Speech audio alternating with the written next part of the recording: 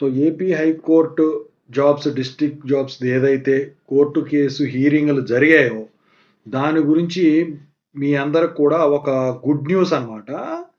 అయితే దీని గురించి చెప్పాలంటే సో, మనం ఇప్పటివరకు చూసాము 4 సార్లు లిస్టింగ్ అయిందండి. కోర్టు కేసుకు సంబంధించింది కాస్ లిస్ట్‌లో.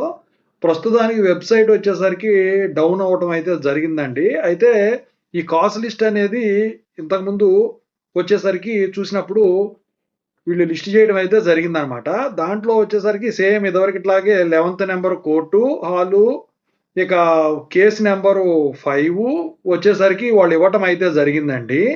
ఇక వచ్చేసరికి వాళ్ళు కౌంటర్ దాఖలు చేయమంది మొన్న మండేది దానికి సంబంధించింది ఇదయింది కాబట్టి, ఇక ఇప్పుడొచ్చేసరికి ఏంటంటే, మనం ఇంతకుముందు మాట్లాడుకున్నాం. 1 డిస్మిస్సు, 2 వీళ్ళకి వచ్చేసరికి ఎవరైతే పిటిషన్ వేశారో వాళ్ళకు పోస్టులు సంబంధించిన ఫేవర్ ఏదైతే ఉందో దాని గురించి గాని, ఈ రిజల్ట్స్ ఏవైతే ఉన్నావో రిలీజ్ చేసుకోవడానికి దాని గురించి, ఈ మూడిటి మీద వచ్చేసరికి రేపు మీకు అప్డేట్ అయితే ఉంటుందండి ఖచ్చితంగా. సో, ఏ 50, 70, 100 పైనో కాకుండా తక్కువలోనే 10 లోపే వచ్చింది కాబట్టి, రేపు ఎట్టి పరిస్థితిలో ఇది వీళ్ళు జడ్జిమెంట్ అనేది తీర్పు ఇచ్చేయడం జరుగుతది. ఇంగ్లీష్‌లో చదివేయడం జరుగుతది.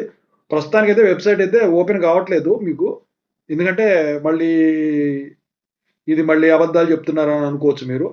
సో, లిస్టింగ్ అయితే అయిందండి.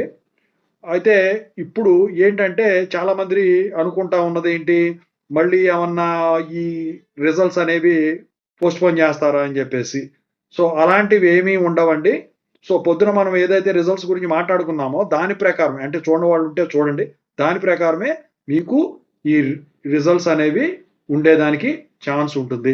మొన్న మనం మాట్లాడుకున్నాం రిజల్ట్స్ డిసెంబర్‌లో గనక రిలీజ్ అయితే మీ అదృష్టమే అని చెప్పేసి.